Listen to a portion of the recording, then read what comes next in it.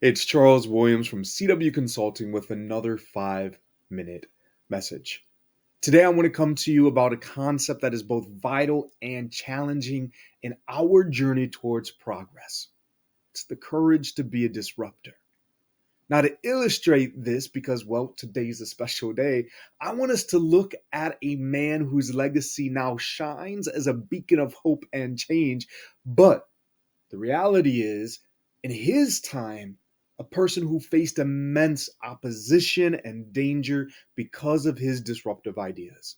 And I'm talking about none other than Dr. Martin Luther King Jr. Now, I know that he's celebrated today as an icon of peace and justice, but during his life, he was often viewed as a threat to the status quo.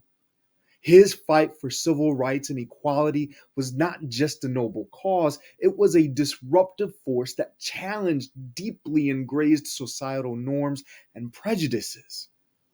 King's approach, oftentimes rooted in nonviolence and love, was revolutionary in a context that often answered racial injustice with either passive acceptance or violence resistance. Now, you need to understand that in the 50s and 60s, right, that America was a nation that was deeply divided by racial segregation. I mean, us, right, African Americans, we were systematically denied our basic human rights. And it was during this time, this turbulent era, that King rose up as a leader, not by accepting the way things were, but by daring to envision how they could be.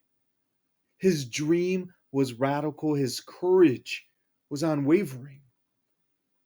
Now, it's important to think about his words, a very, very famous quote, and not probably the one that you're thinking about, but I want you to understand this. His words that the ultimate measure of a man is not where he stands in moments of comfort and convenience.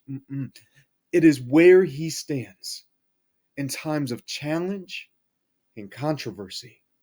You see, King stood tall in the face of immense challenge and controversy. He was arrested, his house was bombed, he was under constant threat, and yet he never wavered in his commitment to justice. His disruption wasn't without cost, though. He faced criticism not just from those who opposed civil rights, but also from those who believed in the same cause but disagreed with his methods. His philosophy of nonviolence was seen by some as too passive, and his willingness to engage with white leaders as too conciliatory. Yet it was this very approach that eventually turned the tide of public opinion and led to significant legislative challenges or changes, such as the Civil Rights Act of 64 and the Voting Right Act of 65. Today, I want us to reflect on King's legacy. And as we do so, we must ask ourselves, what are the injustices that we see in our world? What are the norms and systems that need to be challenged? And most importantly, do we have the courage?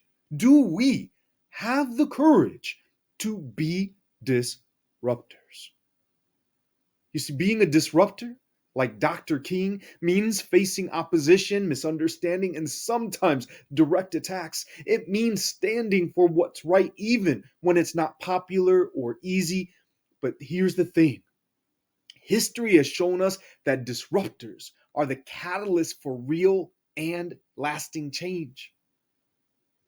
So as I close this message out, I want us to draw on the inspiration from Dr. King today as we celebrate his life, his memory, and well beyond this special holiday. Let us remember that every significant movement in history was once a disruptive idea in the mind of someone who was brave enough to dream of a better world. Let us not be afraid to be disruptors. Let us have the courage to stand up against injustice, to challenge the status quo, and to make the world a better place for everyone. Until next time.